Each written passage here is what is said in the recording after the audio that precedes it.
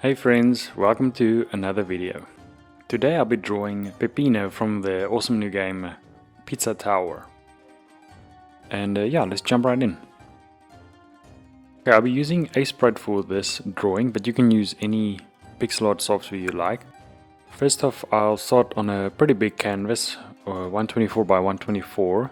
That's because I know I will need a lot of space to make this whole pizza box idea with Peppino and the circle and all the stuff. Alright, then make sure to use some reference. He is a pretty simple character.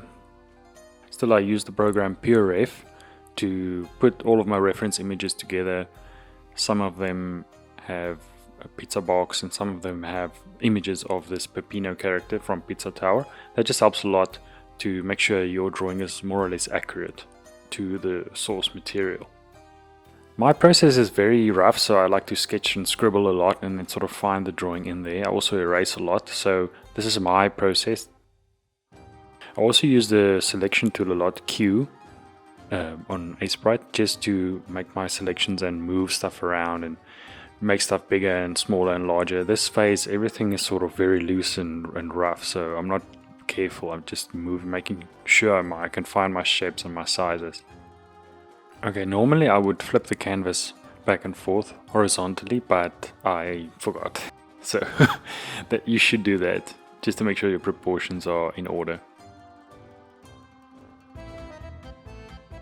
Okay, after the sketch is sort of locked down, I will make a new layer underneath the sketch layer. And then I'll turn on the symmetry tools right at the top there. And then I'll start creating the little box squares at the back for the pizza box. And then also after that I'll turn off the symmetry tools and then I'll start making the circle.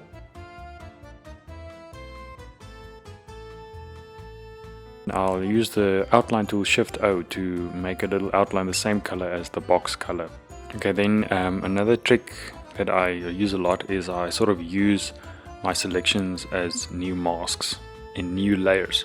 So here I'm selecting the green circle with the W key or magic wand tool, and then I'm creating a new layer and I'm filling in that shape with the color that's selected with the F key. Then I can use my transform tools Control T to move and shape that one around and make it smaller into the size that I'd like. Okay, then I'll start coloring in Peppino. I'll add some flat colors. I'm using the Rosy 42 color palette that you can find on lowspec.com. Color palettes are really good if you just want to work fast and if you don't want to stress about color theory and all that.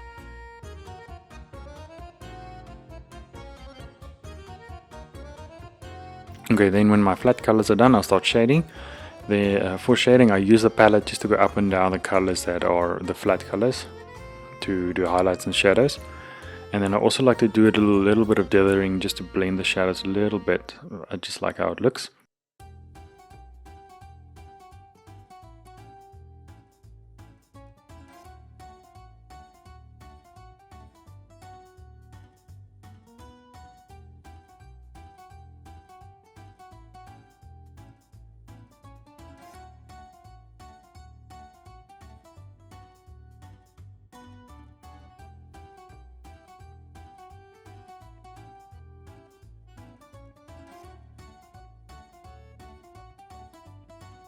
And then I also did this dithering technique with the inner circle, you'll see, to make a little sort of gradient.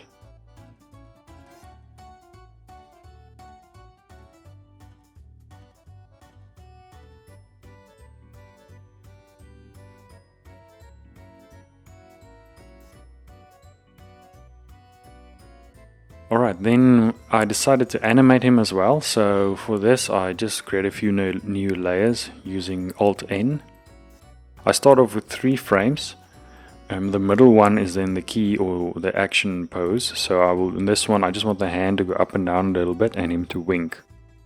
That's where I'll do this in the second frame. I started off with the hand animation and then I sort of decided to go back and do a little bit of straightforward animation where I just start with the eye and do the wink, and then I went back to finishing the hand movement with a little bit of easing. And then I actually went back to the eye and then straight forward again. With easing, what I mean is the hand starts off slow and then it jumps up and then it stops slow again and then it jumps back down.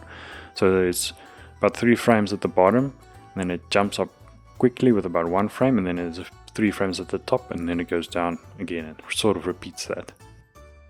And then with the eye it's the same. The wink, it starts off slow with about 3 frames for the wink to start, not a lot of movement, and then quick. He closes his eyes and then it's about 1 frame and then it opens again. And what I like to do is to sort of cheat is I select the area that I want to copy to a new frame, and I'll select the new frame and then make sure not to move the selection or deselect, and then I paste, because you'll override the other animation work that you did if you do that. For instance, the hand, if I copied a piece of the eye and I put it over a new frame where the eye was wrong, but if I didn't do the selection, the hand would have also been overwritten, and then that wouldn't have worked.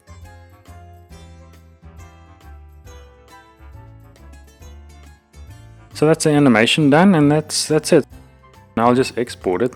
I'll go to File, Export As, and then just make sure, if you want to export a GIF or a PNG, just make sure to resize your image so that it's big enough to share on social media and get all the likes and the feels and all that stuff. That's it. Thanks so much for watching this short little video. I am working on a few big tutorials for pixel art and Aseprite and art in general. So I'm really excited to be launching them soon. Thanks so much for sticking around, and yeah, see you later.